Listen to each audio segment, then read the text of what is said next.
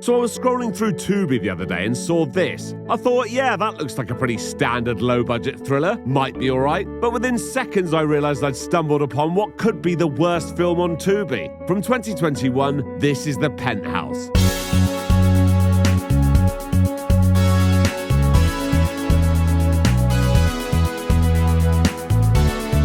I'm Jay Harangue and I've wasted hours of my life watching terrible films. You should subscribe. Meet Peter and Amanda Wright. Hi. They're looking for a new apartment in Carolina Beach, and their realtor has brought them to this penthouse. Undisputedly the best view of the island. We like that. And well, what you see is what you get.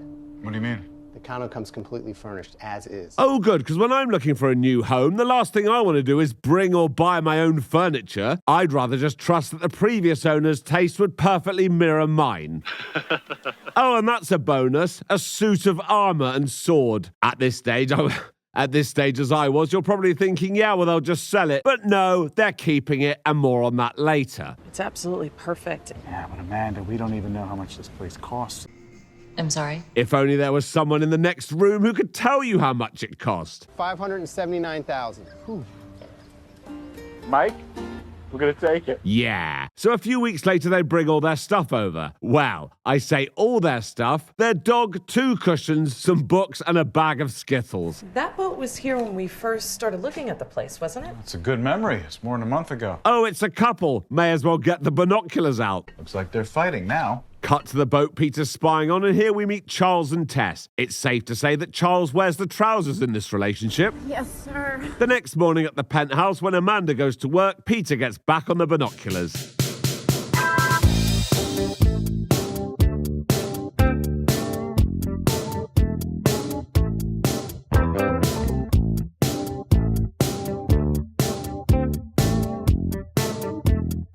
Although we don't see Peter knocking one off the binocs, it's certainly implied. While that's going on, Amanda arrives at the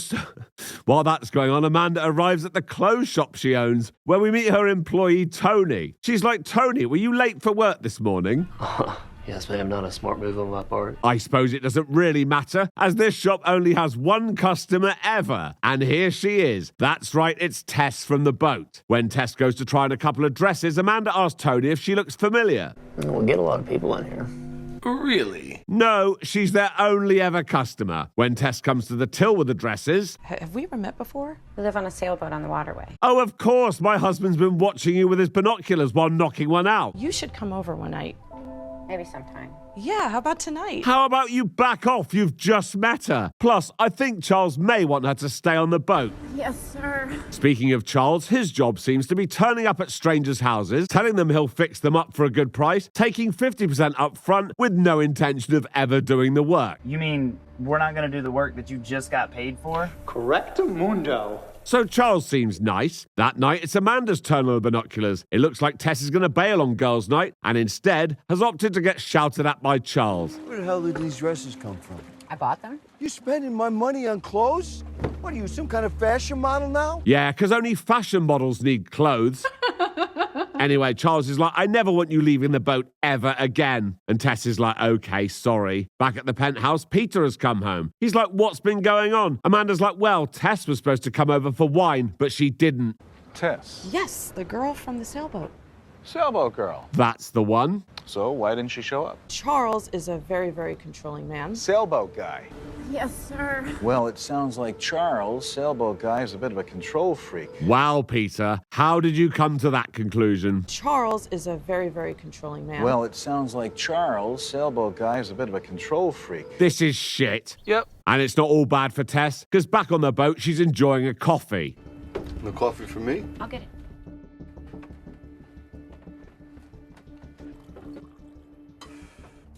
Stupid I'm sorry. bitch. Bit harsh. I think you did that on purpose. Get a towel, wipe it up.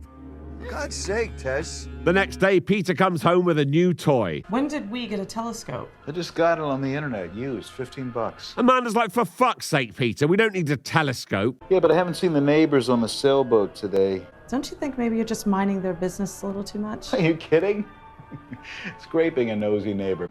Okay. Later that day, Tess comes back to Amanda's shop and Amanda sees a black eye. Did somebody do that to you? No. Amanda then insists that Tess joins her for lunch, and they start talking about Charles. I just could not resist him. You wanna know what I'm thinking? I love him. The next morning on the balcony, it's Peter back on the binoculars, and he notices Charles taking a load of boxes to shore in this dinghy. I don't know if it was her stuff and they broke up or what. I hope they did break up. If you've not already guessed, they didn't break up. She's dead. What? The next evening, Peter and Amanda go out for dinner. Take a look at who's sitting at the bar alone. Is that sailboat guy? Yes. Go over and make small talk. What? Why would he do that? Oh, right, he's doing it. Hey, neighbor. I know you. Live with my wife, Amanda, in the high-rise right above your boat there. I like my privacy. Understand? My apologies.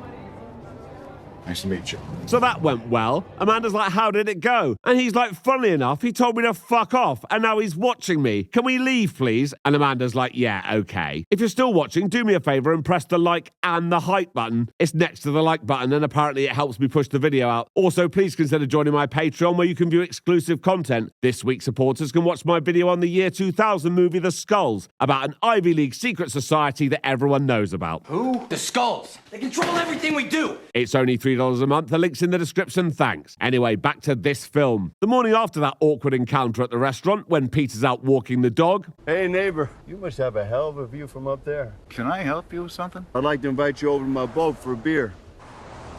Why not? See you at 4 o'clock. At 4 o'clock, Permission to come aboard.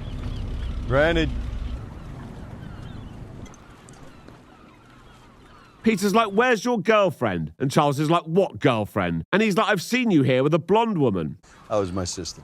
When Peter goes for a shit downstairs, he starts snooping around and finds loads of Charles's military stuff. Saw your military stuff down there. I did 8 years in Iraq. Thank you for your service.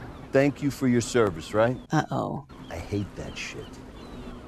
What does that mean? You don't know what it means to serve. I joined the army because I needed the job. What are you gonna do next? Say Happy Memorial Day? Go ahead, say it. Happy fucking Memorial Day. I think you better get the fuck off my boat, pal. Okay, that's not gone well. Later, when Amanda gets home, Peter's like, I think Charles is a bit mental. Does a hobby horse have a wooden dick? Aren't you just getting a little obsessed with this guy? Something about him that's very odd. Very odd. Amanda's like, okay then, maybe ease up on the binoculars and telescope business. Yeah. Yeah, you're right. Good, so that should be the end of that. The next morning... Oh, that'll be Mrs. Mazurek. No, it's the police, and they arrest Peter. For what? Well, Charles recorded Peter snooping around below deck and told the police he was uninvited and that he's been stalking him. You're being charged with 1 count of criminal trespassing and 1 count of criminal stalking. After a night in jail, Peter is released and is determined to find out why Charles had him arrested. Meanwhile, the police are questioning Charles about the blonde girl seen on his boat. Look, I met her in a bar. Do you know who she was? Do you have a name for me? I never really got her name. You know how it is. No, I don't. Yeah, probably barking up the wrong tree there. Later that night, Peter hears someone trying to get into their apartment. Well, I don't know. Maybe it was the wind. It wasn't the wind, Amanda.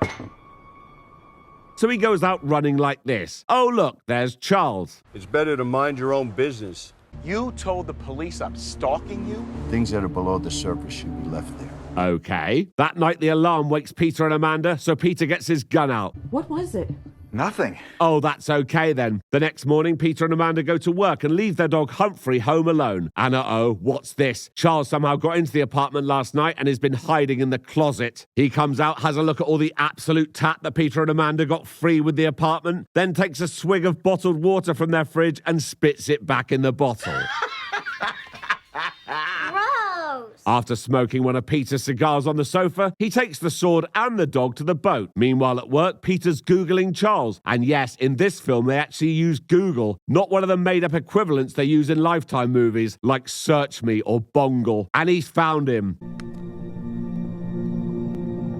Hang on, that says Charles was 45 in 1988. This film came out in 2021, which would make Charles 78 years old and born in 1943. Why would they do that? The actor who plays Charles was a young-looking 63 in this. This is shit. It is.